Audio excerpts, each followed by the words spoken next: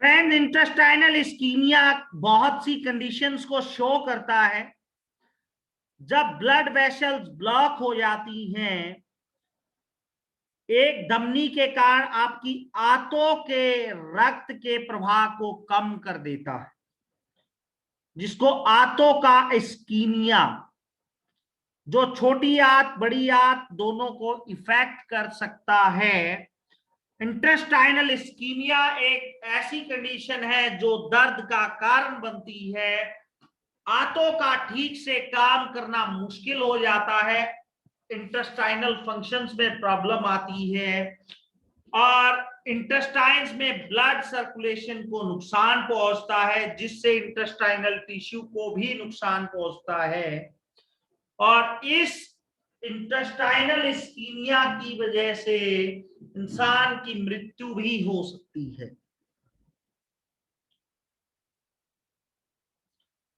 Intestinal ischemia में सबसे main और कॉमन कारण है, आपको सिम्टम्स मिल सकता है पेट में दर्द,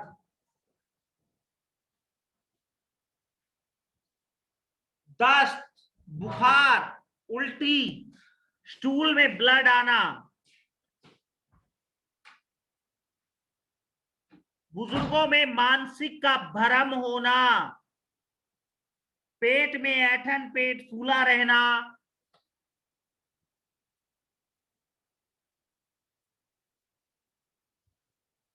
वजन कम होना, जी मिचलाना, ये इंटेस्टाइनल इस्कीमिया में आपको सिम्टम्स मिल सकते हैं। इंटेस्टाइनल इस्कीमिया जब होता है जब कोलोन में ब्लड का प्रवाह, ब्लड सर्कुलेशन धीमा हो जाता है, क्योंकि कॉलोन की आपूर्ति करने वाले वेसल्स में ब्लड क्लॉट्स बन जाते हैं। हर्निया की वजह से भी इंटेस्टाइनल इस्कीमिया हो सकता है। टिश्यू या ट्यूमर के कारण भी बावल की रुकावट में इसकी वजह से इंटेस्टाइनल इस्कीमिया हो सकता है। वस्कुलाइटिस, ब्लड वेसल, लूपस या सिकल सेल एनीमिया की वजह से भी इंटेस्टाइनल इस्कीमिया हो सकता है। हार्मोनल इम्बैलेंस की medicines, birth control pills, cocaine या मेथेमोटामाइन खाने की वजह से भी इंटेस्टाइनल इस्कीमिया हो सकता है। बहुत ज्यादा व्यायाम, एक्सरसाइज करने से या लंबी दूरी की दौड़ लगाने से भी इंटेस्टाइनल इस्कीमिया हो सकता है। फ्रेंड्स,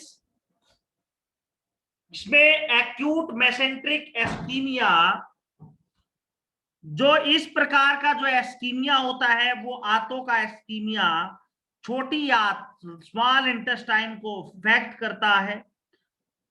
एम्बोल्स, ब्लड क्लॉट इंटेस्टाइन्स की आपूर्ति करने वाली वेसल्स में से एक को ब्लॉक कर देता है। जिन लोगों को दिल का दौरा पड़ा, वे एर्थराइमाइसिस रहा है, जैसे कि आर्ट्रियल फाइब्रिलेशन,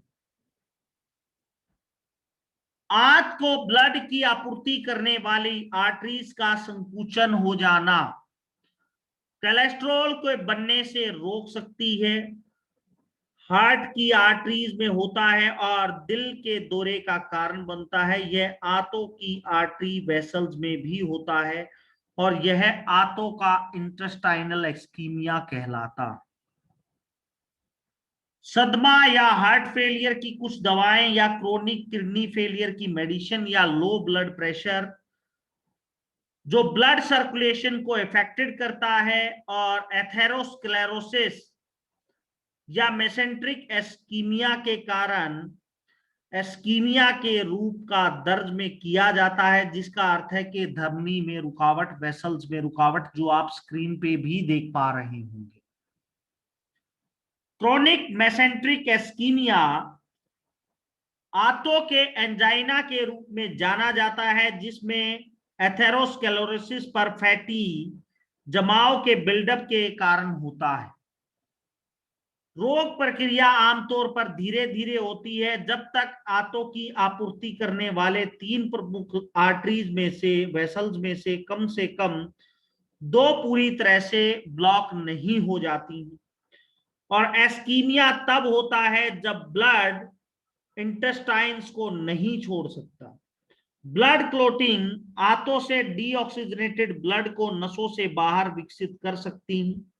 जब नस ब्लॉक हो जाती हैं तो आंतों में ब्लड वापस आ जाता है जिससे खून और ब्लीडिंग होती है। इसे मेसेंट्रिक वेन थ्रोम्बोसिस कहा जाता है। जो पेट में infection, digestive system cancer, oestrogen जैसी मेडिसिन लेने से हो सकता है या चोट लगने से हो सकता है।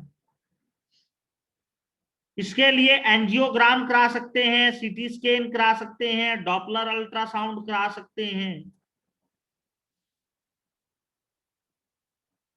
अगर किसी को इंटेस्टाइनल एस्कीमिया हो जाए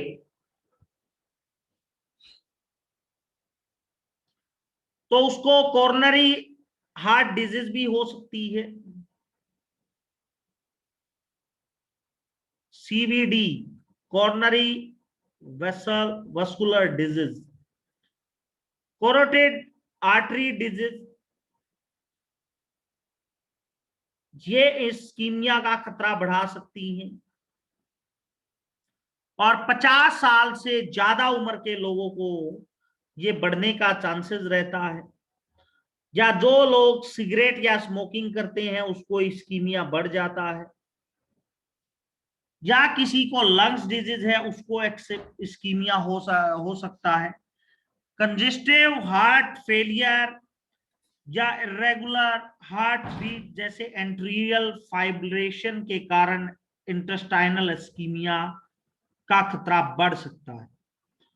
कुछ मेडिसिन भी इंटेस्टाइनल इस्कीमिया के को बढ़ाने का कारण बनती हैं, जैसे एलर्जी की मेडिसिन खाना या माइग्रेन की मेडिसिन खाना।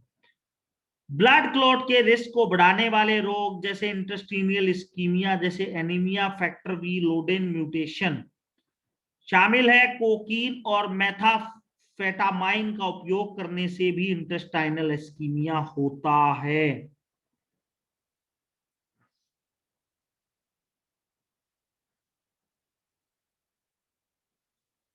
सबसे पहले अगर इंटेस्टाइनल इस्कीमिया का ट्रीटमेंट करना है तो आपको बहुत सी चीजें ध्यान रखनी पड़ेंगी। एक तो फाइब्रस फूड देना पड़ेगा, उसकी डाइट पे फोकस करना पड़ेगा, उसके लाइफस्टाइल पे फोकस करना पड़ेगा, जो मेडिसिन खा रहा है अदर जो इंटेस्टाइन्स को इफेक्ट कर रही है उनको छोड़ना पड़ेगा, और प्योर हर्बल और नेचुरल ट्रीटमेंट देना पड़ेगा।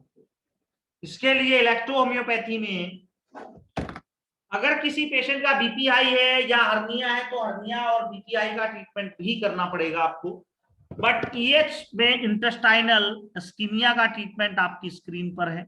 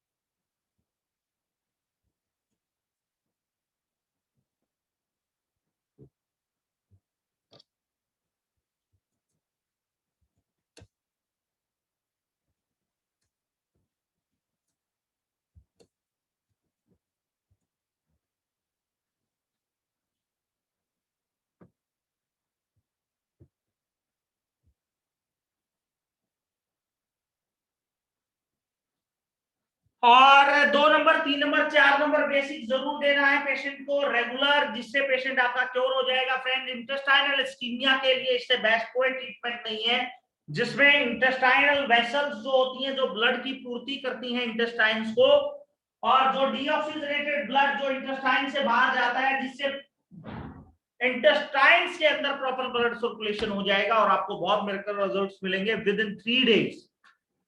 इंटेस्टाइनल इस्कीमिया के लिए हमने 3-3 दिन में, 2-2 दिन में रिजल्ट्स ले चुके हैं। बहुत मिरेकल रिजल्ट्स हैं, आप सोच भी नहीं सकते।